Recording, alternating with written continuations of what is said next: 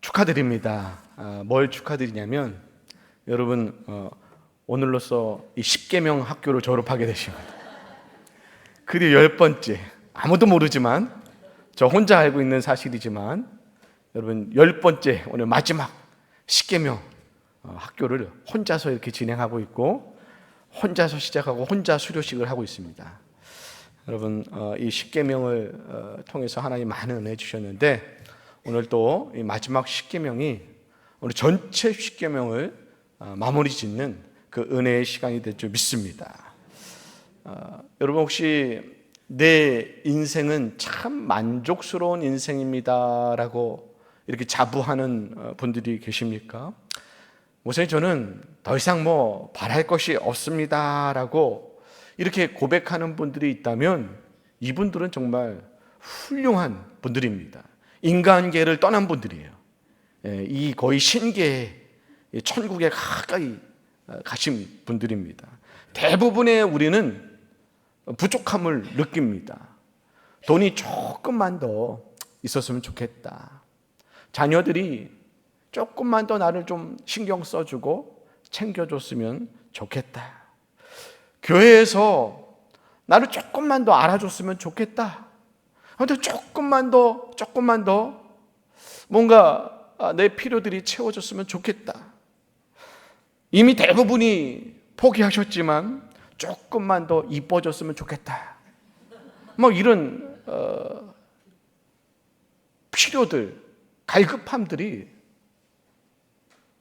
우리는 다 갖고 있습니다. 여러분 우리 삶에 있어서 아주 작은 부분일지라도 그 삶을 바꾸고 싶은 부분, 채우고 싶은 것이 있다면 그 부족함 안에서 무엇이 나오냐면 탐심이 나오게 되어 있습니다. 우리가 부족하다고 생각되어지는 것들이 탐심의 바탕이 되고 재료가 되어서 그곳에서 우리로 하여금 탐심을 갖게 만든다는 것입니다. 지난 10계명과 오늘 마지막 이 10계명과의 차이점이라면 지난 10계명들은 성도들의 이런 말과 또 행동함에 있어서 어떻게 행동해야 될지에 대한 설명을 그런 규칙을 제안했다면 오늘 10계명은 그 10가지 이 9가지 10계명들을 왜 규제해야 했는가 그 원인을 밝혀주는 그런 계명입니다. 인간의 그 탐심 때문에 결국은 이 마음속에 있는 욕심 때문에 모든 죄악된 행동들이 발생하고 모든 하나님을 거스르는 이 불신앙들이 발생하기 때문에 결국은 이 마지막 10계명 이 탐심을 하나님 앞에 해결하지 않으면 그동안 우리가 얘기했던 많은 것들을 지켜낼 수가 없다는 것입니다. 10계명을 공부하면서 또 어떤 분들은 그래도 내가 아직까지는 살인을 하진 않았지, 또 도둑질하지도 않았지, 나는 그래도 간음하지 않았지라고 자신에 대한 자부심을 주장할 수 있는 분들이 있을 수 있지만 이 마지막 10계명에 와서는 그 누구도 이 10계명 앞에서 무너지지 않을 수 있는 사람은 존재하지 않습니다. 왜냐하면 모든 사람은요 자기의 마음을 완전히 통제할 수 없기 때문에 그렇습니다. 사도 바울이 그랬습니다. 여러분 사도 바울은 유대 랍비였습니다. 굉장한 율법주의자였고 그가 스스로 평상시 자부하던 것은 나만큼만 율법을 지키면서 살아봐라, 나만큼만 율법대로 살아봐라 라고 자랑할 정도로 그렇게 율법에 있어서는 철저하게 살았던 사람이었는데 언제 사도 바울이 자신의 그 율법, 완전한 율법 정신이 완전히 꼬꾸라지고 무너지게 됐냐면 그가 그 마음 가운데 있는 탐심을 발견하게 됐을 때 그가 완전히 하나님 앞에 무너지게 됐습니다. 로마서 7장 7절로 9절 말씀을 우리 다 같이 한번 읽어보도록 하겠습니다. 시작. 그런즉 우리가 무슨 말을 하리요? 율법이 죄냐? 그럴 수 없느니라. 율법으로 말미암지 않고는 내가 죄를 알지 못하였으니 곧 그 율법이 탐내지 말라 하지 아니하였더라면 내가 탐심을 알지 못하였으리라. 그러나 죄가 저희를 타서 계명으로 말미암아 내 속에 온갖 탄심을 이루었나니 이는 율법이 없었으면 죄가 죽은 것입니다. 전에는 율법을 깨닫지 못했을 때 내가 살았더니 계명이 이름에 죄는 살아나고 나는 죽었도다. 이게 무슨 말씀이냐면 바울 자신도 나는 율법적으로는 흠이 없다고 그렇게 교만하게 살았는데 나중에 보니까 나도 알지 못했던 인간적인 탐심이 내 안에 계속해서 용솟음 치고 있었음을 깨닫게 됐을 때 나는 하나님 앞에서 죄인이구나라는 걸 깨닫고 완전히 꼬꾸라지게 됐다는 것입니다. 그러니까 하나님의 말씀을 점점점 우리가 많이 알게 되고 체험하게 될수록 우리가 하나님 앞에 죄인이고 하나님 앞에 심판받다 마땅할 대상임을 점점점 깨닫게 되고 하나님 앞에 부끄러운 사람으로 그렇게 자신이 드러나게 된다는 것입니다. 그래서 여러분, 오늘 우리 하나님의 말씀을 제대로 경험하고 깨닫게 되면 나타나는 증상은 주님, 저는 죄인입니다. 저는 주님 아직도 자라지 못한 미성숙한 자입니다 라고 고백하게 되고, 이것을 깨닫지 못한 자들은 자기 잘났다고 자기 고개를 쳐드는 이런 신앙의 모습을 보이게 된다는 것입니다. 여러분, 이 세상 사람들은요, 이상하게 하지 말라면 더 하고 싶은 마음이 듭니다. 먹지 말라면요, 더 먹고 싶어요. 평상시 잘 참던 먹거리도 꼭 다이어트를 하려고 하면 왜 이렇게 참지 못하는지 모르겠어요. 뭘 말하냐면 인간의 그 탐심이라는 것이요, 이 하나님이 정한 이런 율법을 벗어나고 싶은, 하나님이 원하시는 하나님의 이 말씀을 벗어나고 싶은 근본적인 이런 욕구들이 믿음의 사람들 안에도 굉장히 많이 자리 잡고 있다는 것입니다. 여러분, 그러나 우리 마음 가운데 있는 이런 탐심이 다 나쁜 것은 아닙니다. 왜냐하면 하나님이 인간을 창조할 때 인간으로 하여금 갈구하는 마음을 그 마음 가운데 심어주셨습니다. 다시 말해서 뭔가를 소원하는 마음, 바라는 마음, 하고 싶은 마음, 가지고 싶은 이런 마음을 하나님이 인간을 창조할 때 그 심령 가운데 넣어주셨습니다.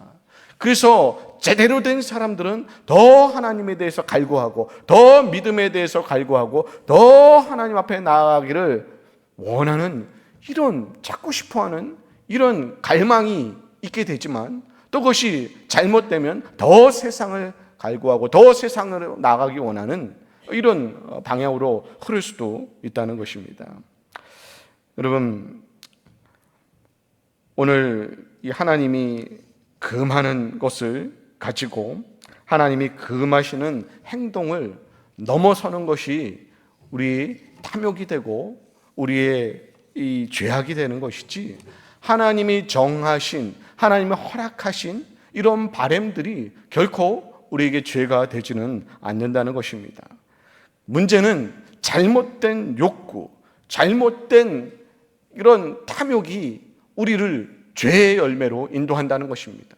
하나님이 하지 말라고 하는 것을 넘어설 때, 하나님이 금하는 행동을 했을 때 그것이 탐욕이 되고 죄로 나가게 된다는 것입니다. 다윗만 봐도 그렇습니다. 여러분, 다윗이 밧세바를 범하면서 6계명, 7계명, 8계명을 한꺼번에 범하게 됐습니다. 6계명은 어떤 계명이죠? 살인하지 말라. 7계명은 간음하지 말라. 8계명은 도둑질하지 말라는 계명인데, 이 지금 남의 아내를 범하는 것, 이 남의 아내를 훔쳐오는 것, 또 남의 아내를 얻기 위해서 자신이 충성스러웠던 이 장군인 우리아를 죽이게 되는 이런 범죄를 다윗이 저지르게 된 것입니다.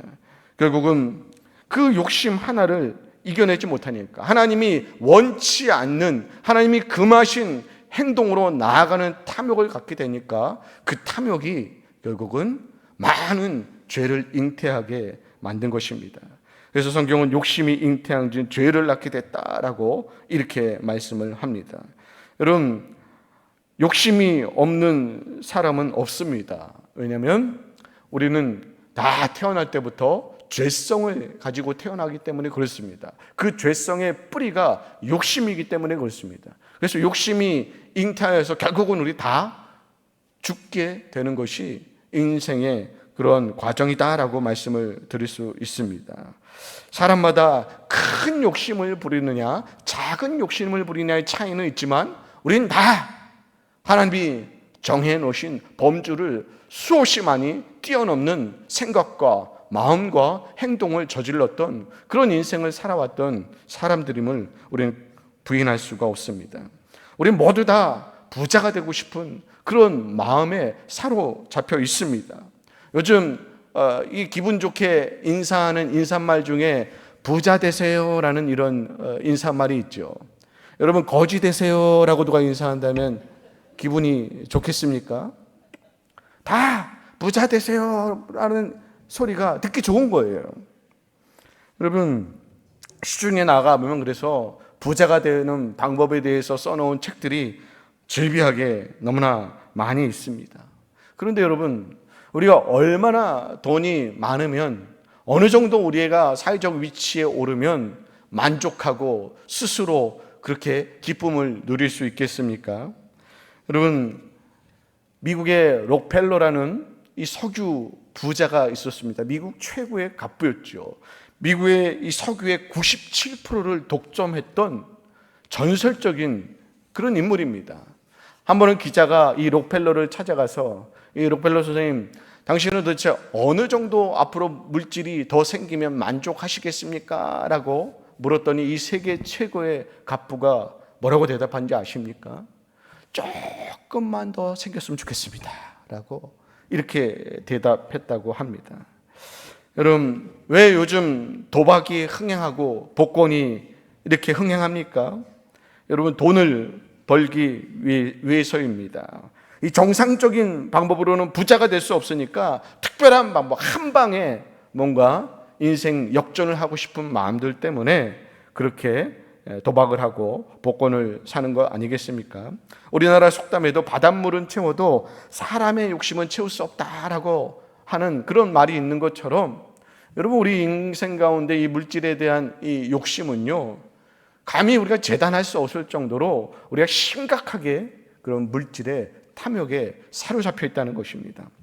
전도서 5장 10절 말씀 보면요, 은을 사랑하는 자는 은으로 만족하지 못하고 풍요를 사랑하는 자는 소득으로 만족하지 아니하니 이것도 다 헛되다라고 말씀합니다.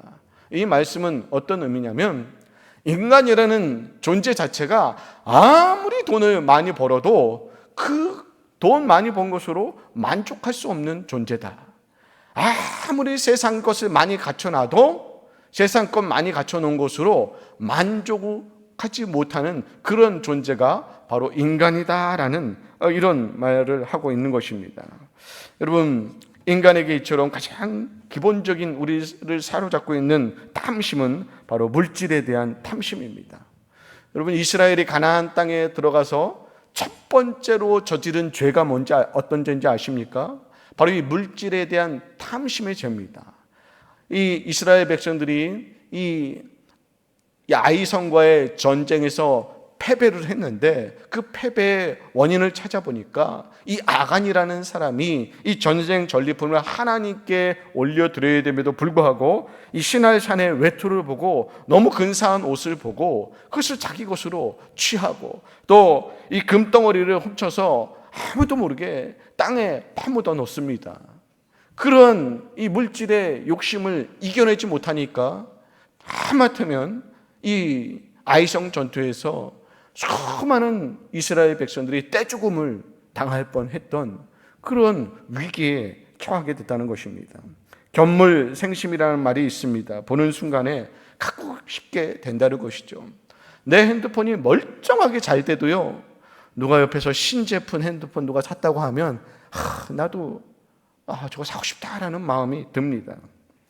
여러분 이 남의 어떤 집에 갔더니 식기세척기가 있는 거예요.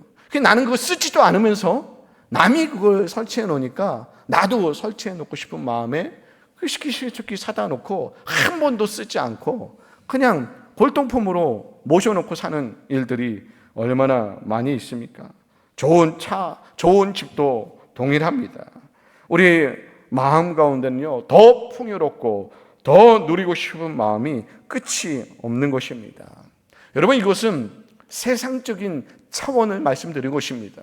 그런데 성경에서는요, 하나님의 백성들은 보다 차원 높은 이런 이 말씀을 전하고 있는데, 성도들은 왜 물질을 가져야 하는가에 대해서 성경은 어떻게 이야기하고 있냐면, 연약한 사람들, 다른 사람들에게 나누어주기 위해서 성도들은 물질을 가져야 된다라고 이렇게 말씀을 하고 있습니다. 그러니까 자기 것을 다른 사람들에게 나눠주기 싫어하는 사람은 탐심에 사로잡힌 사람이다라고 성경은 한 차원 더 높여서 이 신앙의 사람들에게 이렇게 말을 합니다. 여러분, 얻어먹는 것은 굉장히 좋아하면서 한번 남에게 뭔가 사주려고 하면 손이 부들부들 떨리는 사람들이 있습니다. 아주 큰 탐심에 사로잡혀 있는 사람들이죠.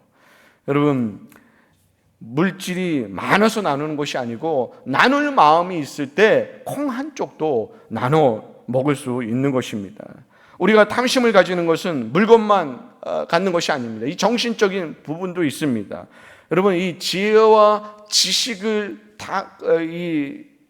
바라는 것, 갈구하는 것은요, 원하는 것은 그것은 참 좋은 것입니다. 왜냐하면 하나님이 우리 인간을 지적인 존재로 만드셨기 때문에 그 지적인 욕구에 따라서 지식을 채우고 공부하는 것은 참 선한 것입니다. 그런데 이 지식을 쌓고 공부하는 것의 의도가, 목적이 잘못되시면 이것이 탐심이 들어간 지식이라는 겁니다. 대표적으로 아담과 하하가 그랬습니다. 여러분, 아담과 하하가 선악과를 따먹은 것은 배고파서 따먹은 것이 아니죠. 왜 따먹었죠? 하나님처럼 되기 위해서, 하나님 앞에 교만한 모습을 드러냈기 때문에 그것이 잘못된 것입니다. 공부하는 거 얼마나 좋습니까? 그러나 내가 공부를 열심히 해서 이 사람 앞에서 더 군림하고 이 사람을 다스리는 자리에 서고 또 이 사람 앞에서 내가 높은 지위에 올라서 영광을 얻으려는 이런 의도로 공부를 한다면 그것은 탐심에 사로잡히는 그런 공부가 될 수밖에 없다는 것입니다. 여러분, 이 사회적인 지위나 직분도 마찬가지입니다. 다윗의 아들 압살롬이 자기 아버지의 왕위를 빼앗기 위해서 반란을 일으켜서 왕위를 빼앗았습니다. 여러분, 얼마나 비참합니까? 예수님의 12 제자들도 마찬가지였습니다. 예수님이 돌아가시기 직전에, 십자가에 못 박히기 직전에 야고보와 요한이 예수님을 찾아가고 뭐라고 하냐면, 예수님, 이제 예수님의 하나님의 나라가 임하게 될 때 저와 제 동생을 한 명은 왼편에 한 명은 오른편에 앉을 수 있도록 그렇게 해주십시오라고 요청을 하는데, 더 웃기는 것은 이 요청하는 소리를 들었던 다른 제자들이 분기하여서 막 서로 싸우는 이런 모습을 연출했다는 것입니다. 여러분, 이런 잘못된 시기심들은요, 탐욕들은 심지어 신앙생활에도 적용이 됩니다. 교회 안에서요, 어떤 사람이 기도해갖고 응답을 받으면 그게 못마땅한 거예요. 아니, 나는 응답이 안 되는데 왜 저 사람은 저렇게 응답이 잘해? 저렇게 형편없이 신앙생활하는 사람은 응답도 잘 되고 하나의 물질 축복도 보고 자녀들도 뭐 형통해 보이는데, 나는 죽어라 주님 붙잡고 예배 붙잡는데 왜 나한테는 응답이 없고 환난만 있고 왜 고통만 있느냐고.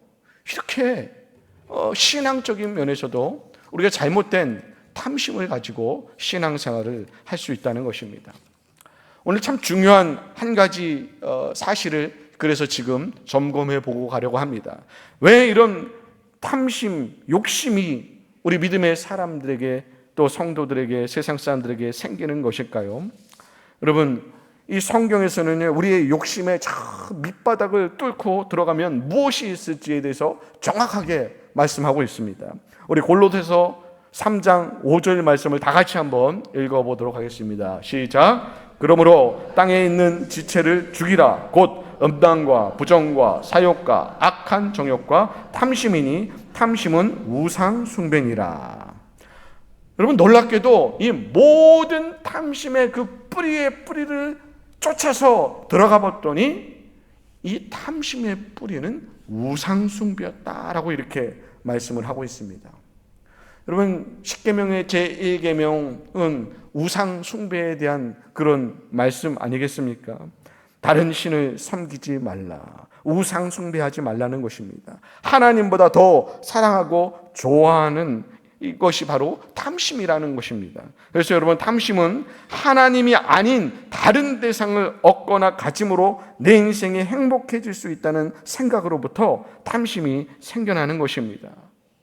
여러분, 하나님이 우리의 유일한 행복을 만드실 수 있는 한 분 하나님이심을 여러분 꼭 믿으시기 바랍니다.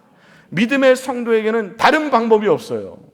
여러분, 믿음의 성도에게서는 하나님과 가까워지고 하나님과의 관계가 회복되는 게 행복의 유일한 방편임을 믿으시기 바랍니다. 여러분, 그래서 시편 73편 28절에 뭐라고 시편의 저자가 고백합니까? 하나님께 가까이함이 내게 복이라. 여러분, 믿음의 성도가 살 길은 하나님과 가까워지는 것입니다. 믿음의 성도가 앞으로 행복한 삶을 살아갈 수 있는 방법도 하나님밖에 없습니다.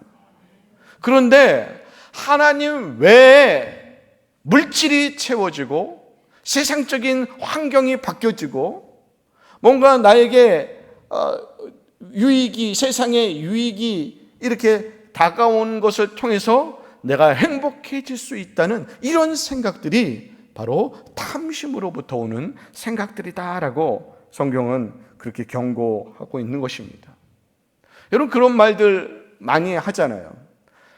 내가 저 인간하고만 결혼 안 했어도 내 인생이 참 행복했을 텐데, 내가 저 사람하고 결혼했으면 얼마나 행복했을까, 내가 그때 이러한 선택을 했으면 내가 얼마나 행복했을까, 내가 그때 그 선택만 하지 않았어도 내가 이렇게 불행하지 않았을 텐데, 마치 나의 인생이 그때 잘못된 선택을 함으로 불행해졌다, 마치 나의 인생이 그때 잘된 선택을 했기 때문에 행복해졌다.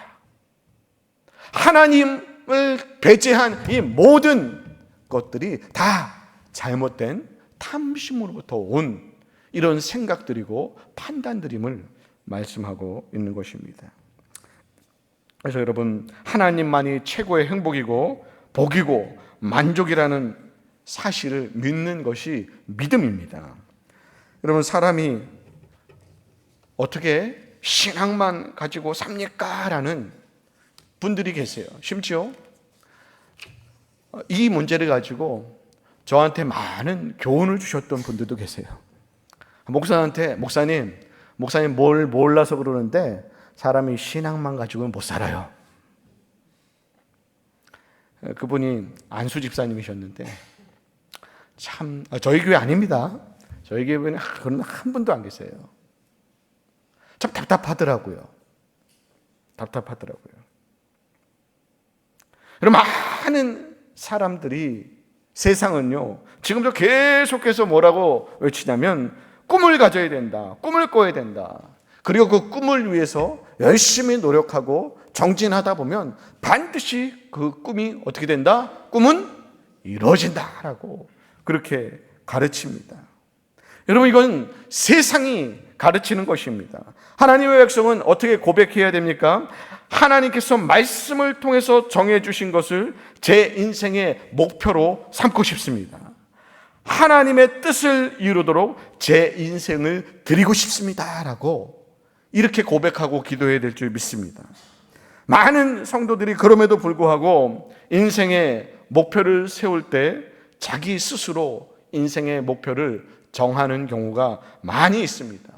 그럴 때 전혀 하나님은 없습니다. 자기가 세운 자신의 목적을 이루는데 하나님의 도움을 받으려고 합니다. 여러분, 이런 모습들은요 이방 종교의 특징입니다.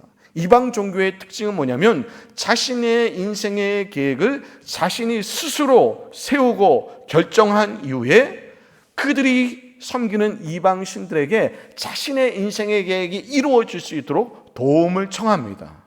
그러니까 이방 종교의 특징은요, 이 이방의 종교의 신들은 그저 성도들의 인생을 꾸려가는 도우미 정도밖에 되지 않는 것입니다. 그러나 여러분, 성도의 삶은 어때야 됩니까? 우리의 인생의 목표와 목적을 정하시는 분은 하나님이심을 여러분 믿으시기 바랍니다. 우리가 정하는 게 아니에요.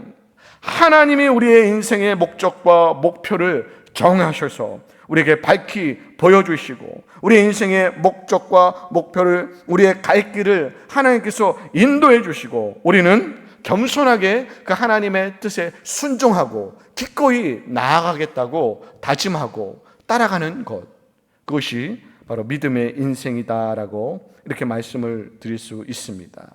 그러기 위해서는요, 우리의 이 탐심이, 우리의 욕심이 치료돼야 되는데, 어떻게 하면 우리의 이 탐심을 치료받을 수 있겠습니까? 첫째는 앞서 말씀했듯이 우리의 마음, 우리의 생각이 하나님의 뜻과 일치될 수 있도록 하나님의 뜻에 복종하려는 믿음의 마음을 가져야 합니다. 두 번째는요, 하나님 한 분만을 사랑하고 기뻐하고 즐거워하며 하나님 안에 만족을 누릴 수 있어야 됩니다. 그러니까 오직 하나님만이 나의 기쁨이십니다. 하나님 외에는 저를 행복하게, 하나님만이 저를 인생을 형통하게 유일하게 하실 수 있는 분이라는 이런 믿음을 가져야 된다는 것입니다. 이 탐심의 반대말은요, 자족하는 삶이다라고 말씀을 드릴 수 있습니다. 구약에 보면 이 아굴라라는 사람이 나옵니다. 이 잠언 30장 8절 9절 말씀 우리 다 같이 한번 읽어보겠습니다. 곧 헛된 것과 거짓말을 내게 멀리 하옵시며 나를 가난하게도 마옵시고 부하게도 마옵시고 오직 필요한 양식으로 나를 먹이옵소서. 혹 내가 배불러서 하나님을 모른다 여호가 누구냐 할까 하오며 혹 내가 가난하여 도둑질하고 내 하나님의 이름을 욕되게 할까 두려워함이니이다. 참 이 아굴라는 신앙의 삶의 이 고수다라고 말씀을 드릴 수 있는데, 그가 그렇게 하나님과 동행하면서 이 신앙의 고수가 될 수 있었던 비법은 다른 데 있지 않습니다. 그게 고백에 있는데, 그거 어떻게 고백합니까? 하나님, 저를 가난하게도 하지 마시고 부유하게도 하지 마시고 하나님, 제 신앙을 하나님을 사랑하기에 딱 맞을 만큼, 필요한 만큼 그렇게 저에게 주십시오. 하나님, 제가 너무 많아서 교만해서 하나님을 등 돌리지 않게 하나님 많이도 주시지 마시고, 제가 너무 없어서 하나님 쳐다도 보지 못하고 원망하면서 불평하면서 살아서 하나님 영광 가리우지 않도록 그렇게 너무 적게 주지도 마시고, 딱 하나님 안에 붙들려서 하나님만 붙잡고 살 수 있을 만큼만 저를 인도해 주십시오. 참 지혜로운 믿음의 고백입니다. 바울도 동일한 고백을 했습니다. 빌립보서 4장 11절로 13절 말씀 같이 한번 읽어보겠습니다. 내가 공피판으로 말하는 것이 아니라 어떠한 형편에서든지 나는 자족하기를 배웠노니 나는 비천에 처할 줄도 알고 풍부에 처할 줄도 알아. 모든 일 곧 배부름과 배고픔과 풍부와 공핍에도 처할 줄 아는 일체의 비결을 배웠노라. 내게 능력 주시는 자 안에서 내가 모든 것을 할 수 있느니라. 이 바울도 고백하는 거예요. 하나님, 제가 풍부에 처해도 교만하지 않게 하시고, 풍부에 처한 것 때문에 하나님 떠나가지 않게 하시고, 내가 가난했을 때도 더 하나님 붙잡을 수 있도록 이렇게 은총을 내려달라고.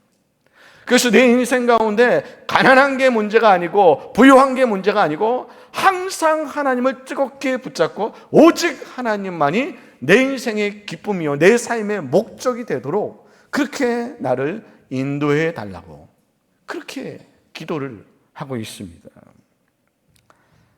결국 하나님 안에서 자족이라는 것은요, 하나님의 섭리를 감사함으로 받아들이는 것입니다.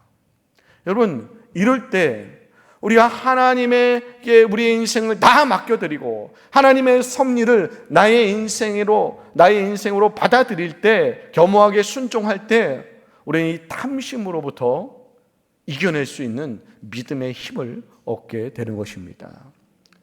그동안 이 10계명에 대해서 10가지 이 계명을 살펴봤습니다. 여러분, 오늘 십계명을 통해서 하나님께서 이 땅에 주시는 분명한 말씀은, 십계명은 하나님의 백성들이 반드시 이 땅 가운데서 살면서 지켜야 될 말씀임을 믿으시기 바랍니다. 하나님은요, 그 하나님을 만홀히 여기서는 안 된다고 말씀하셨습니다. 하나님을 너무 쉽게 여기지 않게 되길 바랍니다. 하나님을 하나님답게 섬기라고 말씀하십니다. 하나님의 자녀는 하나님의 자녀답게 살아야 된다고 분명하게 말씀하고 계십니다. 오늘 이 십계명이 오늘 저와 여러분의 인생 가운데 평생에 지켜야 될 하나님의 섭리요, 또 따라야 될, 순종해야 될, 우리 나아가야 될 우리의 삶의 목표와 또 우리의 삶의 방향성이 되길 주님의 이름으로 축복드립니다.